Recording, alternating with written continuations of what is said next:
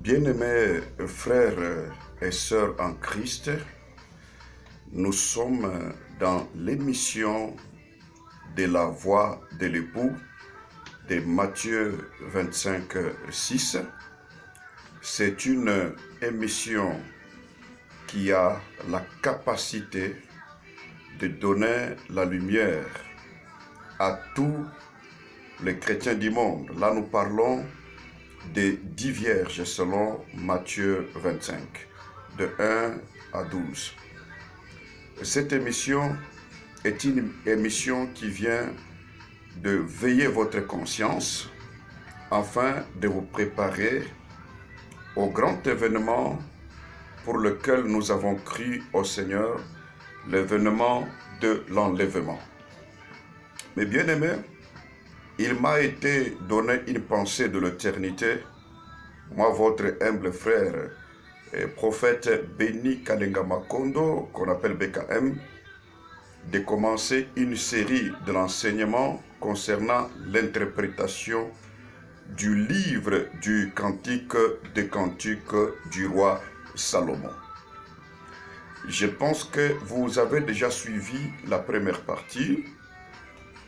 Je vais partir de là pour prendre la deuxième partie. Mais avant tout, je vous demande de vous abonner à cette chaîne de YouTube tout en cliquant sur abonner. Je vous demande aussi de liker les vidéos et de faire aussi des commentaires et de poser des questions. Nos enseignements que nous vous donnons, ce sont des enseignements à caractère prophétique et je dirais ce sont des révélations au prophétique dans le but d'éveiller l'Église, dans le but encore de perfectionner les saints, ceux qui sont rachetés par le sang de Christ, et aussi dans le but d'édifier les corps de Christ. Et si vous êtes serviteur de Dieu, si vous êtes servante de l'Adonai, si vous êtes vraiment un chrétien appelé au salut, cette émission vous concerne. Alors, la première fois, on a parlé sur la première partie du livre du Cantique des Cantiques du roi Salomon. Dans l'introduction, je y ai parlé Cantique 1, 1 à 2, là où c'est écrit Cantique de Cantique du roi Salomon, fils de David. Et puis, c'est la Sulamite qui commence et qui parle, disant ceci: qu'il me baise de sa bouche, car ton amour vaut mieux que le vin. Je l'ai dit, on ne peut pas parler du livre d'une personne sans parler de la personne elle-même. Même vous qui lisez mes livres, j'ai écrit plus de 250 livres.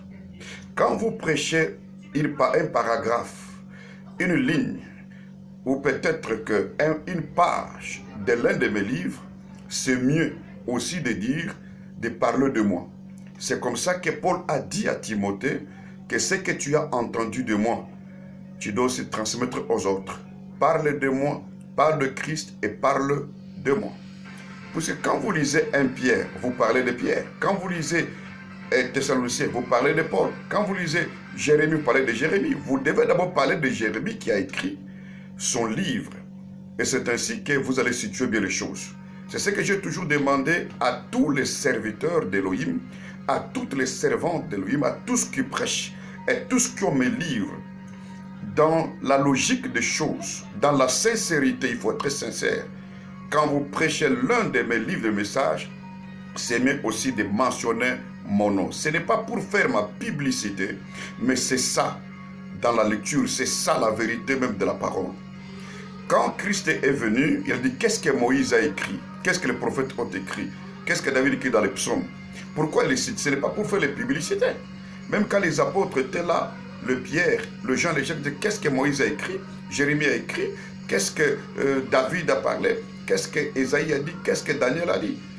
C'est ça, c'est la logique des choses. Mais quand vous prenez un livre qui m'appartient et que vous commencez à parler de ce livre, ensuite sans me citer, là vous êtes un fraudeur, vous êtes aussi un assassin, vous êtes un hypocrite, Un jour ou l'autre, on vous mettra à nu parce que mes livres, maintenant, sont partis dans le monde entier. En français, certains aussi sont en anglais, d'autres qui commencent à être traduits en portugais, d'autres qui sont en swahili, d'autres en malagasy et en malgache. Donc faites attention, vous allez arriver quand vous parlez, on vous demande, ça c'est le prophète béni qui avait écrit, vous dites non, mais on dit que c'est lui qui a écrit tel paragraphe, voilà, ce ne sera pas bien. Alors, nous parlons de Salomon. Salomon était le 10e fils de David, né à Jérusalem. On lui a donné le salon de Salomon parce que c'est un homme de paix. Vous comprenez? Et j'ai dit, il était la dîme de Dieu dans la maison de David. Chaque fois que Dieu arrive au nombre 10, il prend une dîme. Donc la dîme, c'est la part qui appartient à Elohim, à Dieu lui-même. Donc il était la part. C'est pourquoi il a remplacé son père sur le trône d'Israël. Salomon était un grand chanteur qui avait composé 1005 cantiques. Mais tous ces 1005 cantiques ne sont pas inscrits dans la Bible. On a écrit seulement le cantique des cantiques. Je l'ai expliqué. Quand on parle de cantique, on voit prédication. Parce que quand on chante bien, normalement, quand les coqs chantent bien, Pierre doit se repentir. Et quand Pierre se repent, il y aura la joie au ciel. Quand on chante bien, il faut qu'il y ait repentance et après la joie doit suivre après au ciel. Est-ce que vous comprenez ce que je suis en train de vous dire? Donc chanter, c'est une manière de parler, c'est une manière de communiquer la parole, de prêcher. Alors il y a beaucoup de cantiques qu'on entend aujourd'hui. D'un côté et de l'autre, on entend destruction des auteurs. Les autres parlent de brisement des liens, l'autre parle de la gloire à ceci, l'autre parle de la petitesse à la grandeur. Il y a plusieurs cantiques que les gens chantent dans plusieurs conventions, dans plusieurs séminaires, dans plusieurs conférences, dans plusieurs croisades. Il y a des mots et des thèmes de sujets. Il y a tellement beaucoup de sujets que chaque église de la terre chrétienne est en train de parler chaque année, chaque semaine et chaque jour. Mais j'aimerais vous dire, c'est malgré tous ces cantiques-là que vous chantez partout, il n'y a qu'un seul cantique qu'on doit chanter maintenant, c'est le cantique du milieu de la nuit de Matthieu 25:6 qui dit « Voici l'époux, allez à sa rencontre ». C'est le seul cantique qui peut faire entrer les gens dans les vierges, dans la salle de noces. C'est le seul cantique qui peut toucher tous les chrétiens et les amener à but, à l'objectif qui est celui d'entrer dans la salle de noces, les royaumes des cieux. Sans ces cantiques, tous ces cantiques ici sont nuls. Mais je ne refuse pas vos prédications, je les appuie. Mais il faut savoir, nous sommes en quel temps? C'est en fonction du temps qu'on compose les cantiques. C'est comme je l'ai dit, c'était à l'occasion du deuil qu'on compose les cantiques. On ne peut pas composer les cantiques s'il n'y a pas de deuil. Or, l'église, c'est la maison du deuil. Salomon l'a dit en Ecclésiaste 7, le verset 2, il dit « Vaut mieux entrer dans la maison du deuil que dans la maison du festin. Car dans la maison, on y apprend l'instruction et on connaît son issue, son sort. » Vous comprenez? On y réfléchit. Quand on entre dans une maison de deuil, on trouve les cadavres. Directement, on commence à réfléchir sur son sort. Comment si je vais finir ma vie? Il y a réflexion. Aujourd'hui, la maison du deuil dont Salomon a parlé, c'est l'église de la donnée Shamash. Pourquoi? Parce que nous avons un cadavre qui saigne, qui est là, le corps de Christ, que nous sommes en train de manger, et ce cadavre nous fait pleurer. Quand on prêche ces cadavres, quand on fait l'oraison funèbre, on est en train de chanter les cantiques du deuil, ça fait pleurer. Ça fait pleurer. Les gens vont faire couler les larmes. C'est là où Jérémie dit, appelez les femmes habiles, qu'elles viennent faire des complaintes, afin de faire couler les larmes dans nos paupières. Est-ce que la prédication que vous prêchez, ça touche le cœur? Est-ce que les gens se répandent? Où les gens prennent des chaises, ils les mettent en haut, ils crient Alléluia, Amen, Amen, Amen. Tu seras grand, tu seras en Europe, tu seras marié, reçois les mariages, reçois la voiture. Est-ce que c'est ça?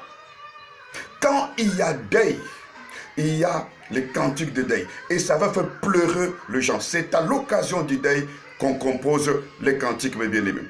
Écoutez, mes frères, si Salomon a pris seulement les cantiques des cantiques, c'est qu'il est essentiel.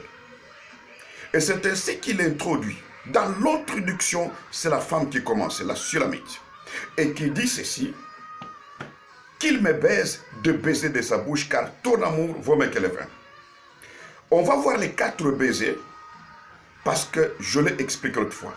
Et on parle aussi du vin comme l'amour. Normalement, le vin donne la joie. Le vin donne la joie. Mais ici, la Sulamite, la femme, elle dit que le vin, c'est l'amour. Là, c'est ce qu'on comprend. Laisse-moi vous dire une chose. Vous allez comprendre que ceci que nous sommes pendant le temps de prendre 10 bons vins, le vin de l'amour, qui va nous faire entrer dans le royaume. Parce que l'Église a besoin d'explications de l'Écriture. L'Église n'a pas besoin de quelqu'un qui ne sait pas la baiser. Baiser la femme, c'est baiser l'Église, c'est donner l'interprétation de l'Écriture par 4 moyens. Selon 1 Corinthiens 14, verset 6, là où Paul parle aux frères de Corinthe en posant une question. Il dit, frère, de quelle utilité vous serais-je si je venais à vous parlant en langue, et si je ne vous parlais pas par révélation, ou par connaissance, ou par prophétie, ou par doctrine? C'est ce qu'on appelle les 4 baisers que la femme a réclamés. La connaissance, la prophétie, la révélation et la doctrine. Là, il faut chercher mon livre sur les 4 langages de l'évangile. C'est alors que vous allez comprendre ça. Aujourd'hui, j'aimerais un peu qu'on évolue. Nous allons prendre Cantique 1, on va prendre les numéros 3. Peut-être qu'on va aussi continuer, mais je préfère qu'on prenne le numéro 3. C'est ce qu'on va parler aujourd'hui comme la deuxième partie. Cantique 1, 3. Comme je l'ai dit, le livre de Cantiques n'a pas de chapitre ni de versets. Parce que ce sont des cantiques. Nous disons seulement peut-être refrain ou paragraphe. Nous prenons Cantique 1 et paragraphe 3. Tes parfums ont une odeur zouave. Ton nom est un parfum qui se répand. C'est pourquoi les jeunes filles t'aiment. Là, c'est toujours la femme, la Sulamite, qui est en train de parler à Salomon. Il dit, tes parfums ont une odeur zouave. Ton nom est un parfum qui se répand partout. Qu'est-ce que nous allons comprendre là-bas? En parlant du parfum, nous voyons la prière. Quand on parle du parfum dans les Écritures, c'est la prière. Et normalement, quand on parle de la prière, elle doit être composée. Pourquoi? Parce que quand nous regardons dans l'Exode chapitre 30, de 25, même jusqu'à 30, quand on faisait la composition du parfum, il y avait des choses qui étaient choisies pour composer les parfums. Pourquoi? Parce que le parfumeur, c'est Dieu Elohim lui-même. Yahweh Elohim, il doit sentir l'odeur du parfum parce qu'il ne mange que par le narine, comme dit Moïse dans Deutéronome 33, le verset 10.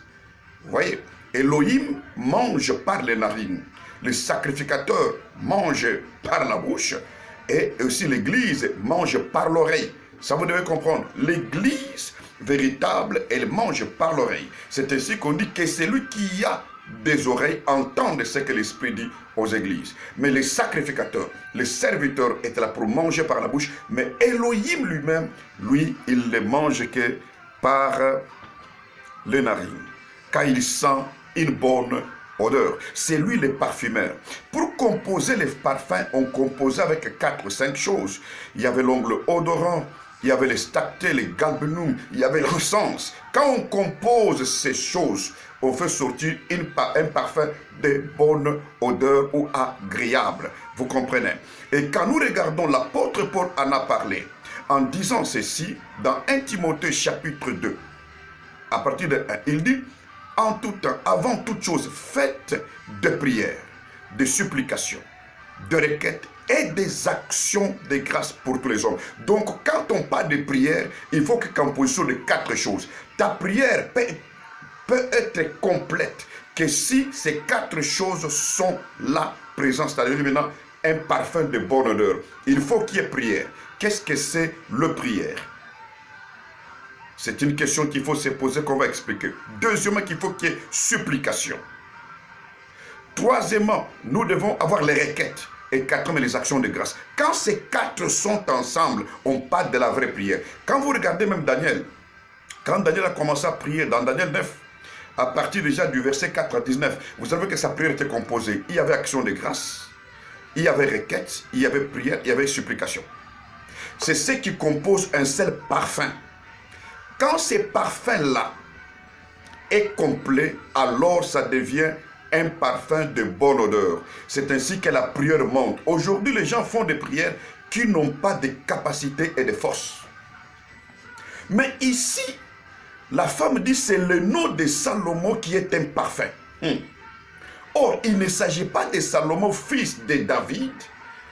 Ici, il s'agit de celui qui est plus que Salomon. Il s'appelle Yeshua HaMashiach, que les Français ont traduit par Jésus le Christ, les Anglais par Jesus the Christ, les Swahili Yesu Christ, ainsi de suite les Malagasy Jesus Christi, ainsi de suite. Yeshua HaMashiach, c'est lui dont le nom est un parfum. Laisse-moi vous révéler ça. Quand vous lisez Josué chapitre 2, de 8 à 11, là on nous parle de Rahab, dont les autres appellent prostituée. Mais pour moi, Rahab n'était pas prostituée. Rahab était hôtelière. Et au-delà, elle était même prophétesse. Comment est-ce que? Parce qu'un prophète connaît le temps et les signes.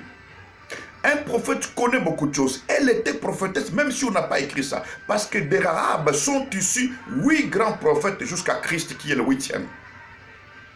Rahab, c'est celle qui avait entendu. Elle a dit aux 2 espions qu'avait envoyé Josué que nous avons entendu ce que votre Yahweh, ce que votre Elohim a fait aux Égyptiens. Et nous sommes ici en train de trembler, on a peur. C'est-à-dire, avant que Israël, avant que les enfants d'Israël n'arrivent à Jéricho, les noms de Yahweh étaient déjà arrivés à Jéricho. Alléluia, alléluia. Le nom de Yahweh est un parfum. Il avait déjà précédé. Quand le nom de Yahweh a précédé, il est entré dans la maison d'une femme qui s'appelle Rahab. Or, la maison de Rahab était sur la muraille. Même quand les murailles étaient effondrées, la muraille ou le muraille de Jéricho n'était pas écroulé. Non, c'est une fausseté. Dans la révélation prophétique, le muraille de Jéricho était effondré dedans.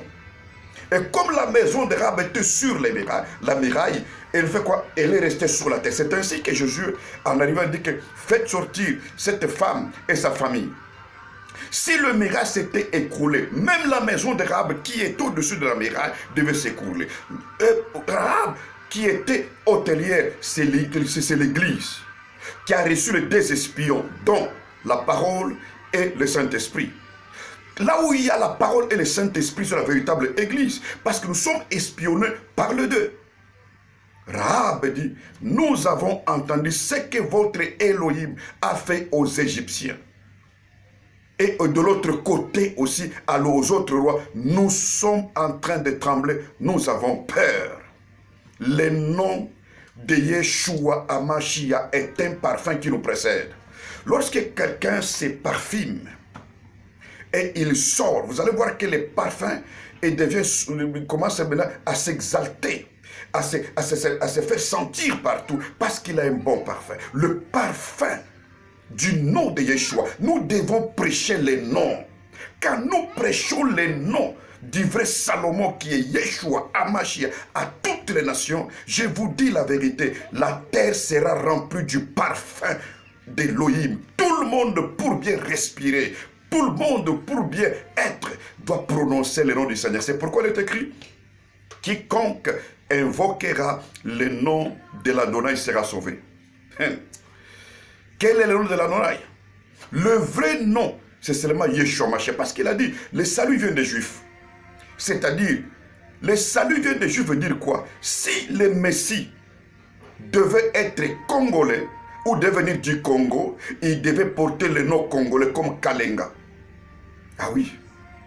Mais comme le Messie, il vient d'Israël, il est un Juif, il a porté le nom juif qui s'appelle Yeshua. Or, dans Yeshua, il y a déjà Yahweh qui sauve. C'est un nom qui ne change pas. C'est ça même Yahweh. Donc, le Yahweh de l'ancienne alliance, c'est le Yeshua de la nouvelle alliance. Pour que le monde sente l'odeur de notre Elohim, c'est prêcher les noms. Quand il a appelé Paul, qu'est-ce qu'il a dit à Paul? Qu'est-ce qu'il a dit à Ananias? Cet homme, c'est un instrument que je me suis choisi pour porter mon nom. Devant qui? D'abord devant les nations, puis devant les rois et enfin devant les fils d'Israël. C'est ça les saluts. Nous portons, les saluts, c'est invoquer les noms. Il n'y a pas du salut sans invocation du nom de l'Adonai. Maintenant, il faut se poser, quel est le vrai nom de l'Adonai? Moi, je m'appelle Kalenga Makondo.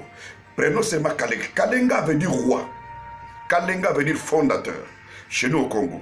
Même si je partais en France, on ne peut pas changer mon nom pour m'appeler fondateur roi. On va normalement garder l'authenticité de mon nom Kalenga, même si ça signifie en français roi ou fondateur. À l'exemple du joueur congolais Makelele, né à Kinshasa en 1974, mais naturalisé français. Et là, joué de l'équipe nationale. Makelele, c'est un nom congolais qui signifie en français le bruit. Mais on n'a pas changé les noms. Son nom en français pour l'appeler Monsieur le bruit. Monsieur l'a changé, a pris les ballons et l'a donné. Non, non, non. On a gardé l'authenticité de son nom. Mais ça signifie en français le bruit. Mais le nom c'est Makelele. De même que Yahweh, l'Adonai m'a dit, moi, je t'envoie pour restaurer mon nom dans mon église. Il faut que tous les chrétiens invoquent mon nom original. Il est temps de le faire maintenant. Et c'est ainsi que tu vas baptiser tout le monde dans mon nom original. Mes bien-aimés, je suis tellement dans la joie et je ne cesserai jamais de vous bénir. Parce que je crois que vous êtes en train de me suivre très bien. Le nom d'une personne ne peut pas être changé, modifié. Ça doit passer par le jugement. Si tu veux modifier ton nom, si tu veux changer ton nom, ça doit passer par le jugement. Qui a changé le nom de l'Adonai Shamashia? Personne. Alors, son nom c'est Yeshua Hamashi. Le nom de Yeshua Hamashi doit précéder tout. C'est un parfum qui doit aller partout. Voilà pourquoi la serviette de la femme dit, ton nom est un parfum. Un parfum zouave, un parfum que je sens. Donc quand on sent le nom de l'Adonai, c'est un parfum pour nous, ça sent bien. Mais bien aimés, nous sommes au temps d'invoquer le véritable nom. C'est ça la pensée de ce soir. C'est ça la pensée de ce jour. C'est ça la pensée de la deuxième partie. Quel est le nom de votre sauveur? Si vous me dites c'est Jésus, je vais vous dire, Allah en Israël, est-ce qu'on connaît Jésus? Si vous dites c'est Jesus, est-ce que c'est vrai? Que veut dire Jésus? Que veut dire Jesus? Parce que Yeshua veut dire Yahweh sauveur. Yahweh sauve. Il est le caractère du sauveur. C'est pourquoi il a dit, son nom ne peut pas changer de génération en génération, c'est toujours YHWH. C'est comme d'éternité, de génération en génération, ainsi. En hébreu, il n'y a pas la lettre I, il n'y a pas la lettre J. Mais comment est-ce que le nom de notre sauveur devient J? Le nom, il porte YHWH. C'est celui qu'on appelle Yeshua aujourd'hui. C'est le même qu'on appelait Yahweh. L'Adonai, c'est lui qui sauve. Ce que je vous demande, mes bien-aimés, essayez de partager cette vidéo. Essayez de prêcher aux autres. Il est temps de vous rendre à l'Adonai. Il est temps de vous faire rebaptiser dans le nom original. Et c'est comme ça, quand j'ai reçu cette commission de baptiser ainsi, ce mandat de baptiser toutes les races, toutes les nations, toutes les tribus, tous les chrétiens dans le nom original, depuis 2016, il y a beaucoup de gens qui ont reçu le baptême. Ils sont au-delà des milliers de personnes.